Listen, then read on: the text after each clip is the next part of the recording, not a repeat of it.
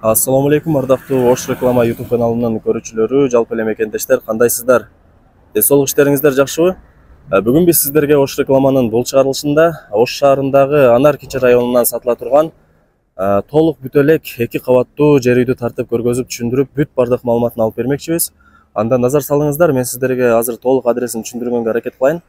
Азыркы учурда мен Ош шаарындагы мына ушул Анар Кичи районунда турам. Бул көчөнүн аты болсо Абдыкадыров көчөсү. Оң тарапка карап кете турган болсоңуздар Черемушка тарапка карап бет аласыздар. Ал эми ушул эле Абдыкадыров көчөсү менен сиздер сол тарапка карап, ылдый тарапка карап түшүп кете турган болсоңуздар западный тарапка карап түшүп кетесиздер.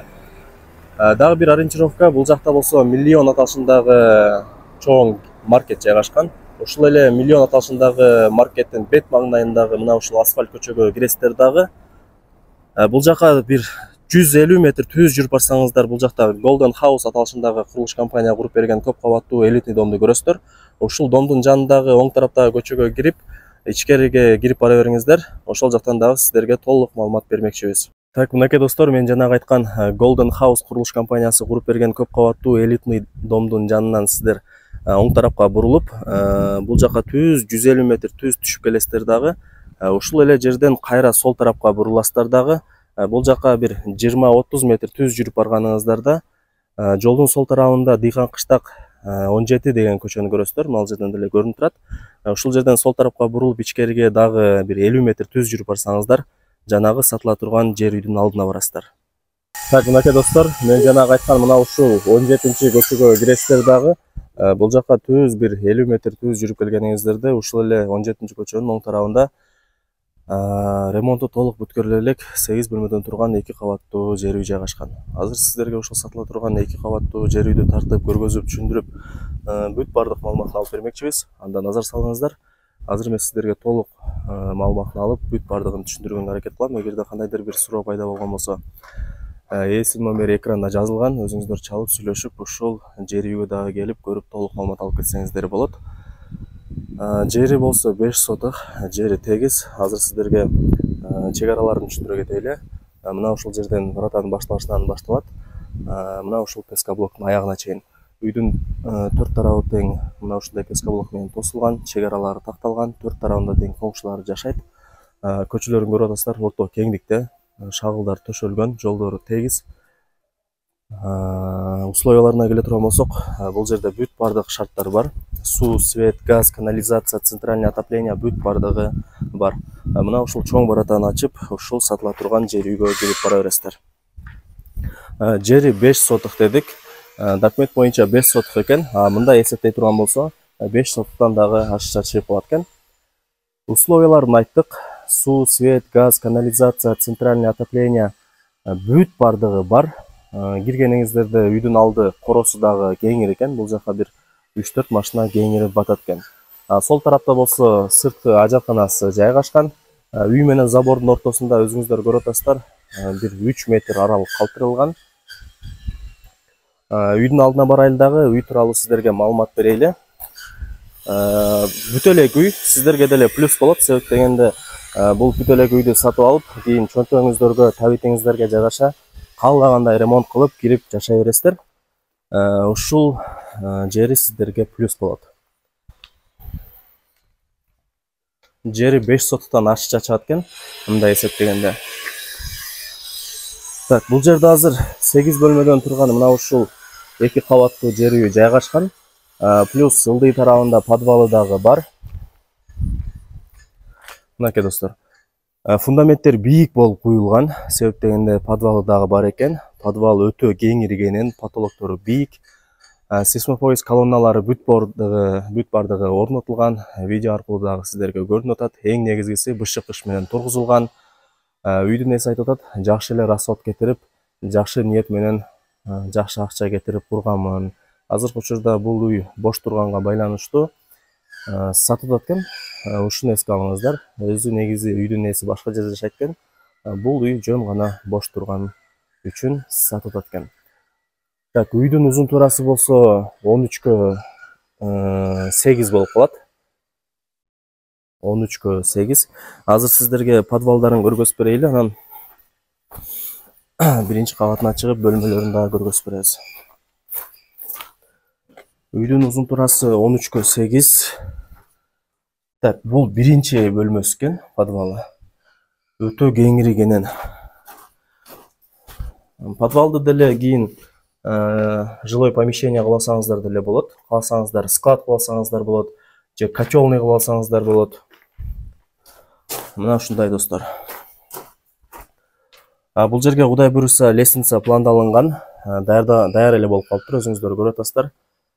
Азыр мына ушул лестница аркылуу мен биринчи кабатына чыгып, ошол жактан сиздерге толук маалымат бермекчимин.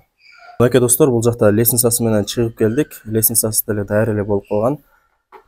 Ушул жактан чыгып, кайра экинчи кабатка дагы чыгып кетсеңиздер болот. Экинчи кабаттын лестницасы дагы уже даяр эле болуп калган. Ал жакка чыкпай, мен сиздерге азыр мына ушул биринчи кабаттын бөлмөлөрүн көргөзүп берейин. Бул ошондо киргениңиздерде холл. Холл дагы кеңири кенен экен. Кысылбай каалаган бөлмөңүздөргө кирип бара бересиздер. Бийиктигин дагы көрүп атасыздар. Полдон потолокко чейин 2,90 чыгып калат экен. Подвалы болсо 3 метр чыгат экен. Өтө бийик болгон жана бөлмөлөрү кеңири кенен болгон. Видео аркылуу да көрүп атасыздар. Сейсмопоиск колонналары бүт бардыгы орнотулган. Биринчи кабат менен экинчи кабаттын ортосунда плита дагы басылган. Так, азыр холлду көргөздүк. Бул болсо экинчи бөлмөсү. Бул дагы бир спальня деп койсок болот экен. Айнек терезеси үчүн место калтырылган, көчө тарапты карап калат экен.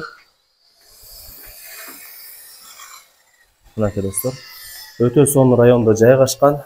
Бир аз эле нар жакка чыгып барсаңыздар, центр болуп калат. Центрде магазини, мектеби, бала бакчасы, маршруттук каттамдары, больница, клиникалар бүт бардыгы жакын. Пешком эле барып келе бересиздер. Сквер дагы бар. Бул болсо үчүнчү бөлмөсү. Бул гостиный окшойт. Зал экен, конок бөлмөсү экен, кеңири кенен. Биринчи кабат менен подвалдын ортосуна дагы плита басылганбы? Бул жактагы плита басылган экен, үстүнө дагы плита басылган экен. Ушуну да эске алыңыздар. Үйдүн ээси айтып атат, жакшы расход кылып, жакшы качествода салганмын. Эми шартка байланыштуу бул үй бош турганына байланыштуу сатып атат экен. Андыктан колдон чыгарбаңыздар. Өтө сонун райондордун бири. Бул болсо 4-чү бөлмөсү болуп калат. Бул дагы бир спальня же болбосо кухня кылып алсаңыздар болот. Так, достор, азыр биз сиздерге мына ушул биринчи кабатында жайгашкан 4 бөлмөнү көргөзүп, түшүндүрүп, бүт бардык маалыматын алып бергенге аракет кылдык. Экинчи кабаты дагы 4 бөлмөдөн турат. Куттум ушундай эле болуп калат. Эми албетте эле өзүңүздөр дагы кийин келип көрүп толук маалымат алып кетесиздер. Так, кайра ушул эле лестница менен биз үйдүн алдына чыгабыз дагы, ошол жактан дагы маалымат беребиз. Так, мынакей достор, жанагы 2 кабаттуу жер үйдүн алдына дагы чыктык. Азыр сиздерге сырт тараптан дагы маалымат берип коелу. Узун турасы 13,8. Өзүңүздөр көрдүңүздөр, биринчи кабатында 4 бөлмө, экинчи кабатында дагы 4 бөлмө. Бышык кыш менен тургузулган, сейсмопоиск колонналары бүт бардыгы орнотулган. Крышасы болсо тирнике менен жабылып, суу түтүкчөлөрү дагы орнотулган. Үйдүн узун турасы болсо 13,8 болуп калат.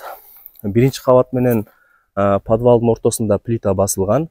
Жана ошондой эле биринчи кабат менен экинчи кабаттын ортосунда дагы плита басылган. Ушуну да эске алыңыздар. Үйдүн алды дагы кеңири кенен экен. Бул жактарга кеңири бир 3-4 машинаны кеңири токтотуп кое бересиздер. Үйдүн алды өтө кеңири кенен. Бул жакта болсо времянкасы жайгашкан. Времянкасы бышык кыш менен тургузулган. Кумшубак болгон. Айнек терезелери, эшиктери бүт бардыгы орнотулган. Мына ушундай бир бөлмөлүү времянкасы дагы бар экен. Бул жагы дагы кеңири кенен болуп турат. Эми бул жака өзүңүздөр кийин 3 очок, сырткы тапчандарды коюп, жайланышып алсаңыздар болот.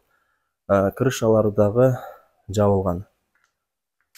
Мына ушундай достор, үйдүн 4 тарабы тең тосулган, чек аралары такталган. Бул жакта болсо мини огороддору дагы бар экен. Коконкилер, шабдалы, өрүк, алма, көчөттөрдүн бүт бардык түрлөрү бар. Көчөттөрү чоңоюп, мөмө берип калган экен. Так, дагы кандай маалымат берели сиздерге? Бул жер 5 кошкон эл, кеңири ала берсеңиздер болот. Ар ким ар тараптан көчүп келген. Үйдүн каптал тарабында болсо, бул жагында Өзүңүздөр көрүп атасыздар, болжол менен бир 2-2,5 метр аралык калтырылган. Бул жагына дагы, подвалына дагы мына эшик менен кирип кетсеңиздер дагы болот экен.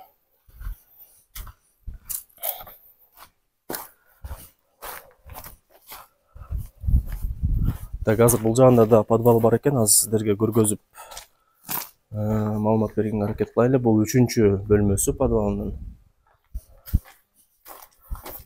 Бул эшик менен 4-чү бөлмөсүнө дагы кирип кетсеңиздер болот. Эми бул жагын кийин сиздер жилой помещение кылып жашасаңыздар дагы болот, калсаңыздар склад кылып колдонсоңуздар дагы болот.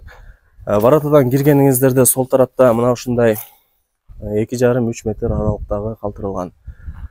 Так, достор, мына ушул 2 кабаттуу жер үйдү сиздерге тартып көргөзүп, толук маалымат бергенге аракет кылып атабыз.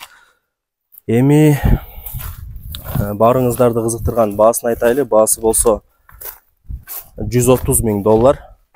Албетте эле содалашуу болот дейт. Кыргызчылык кылып, ырымына жараша реальный клиент болсо жакшы эле түшүрүп берем дейт.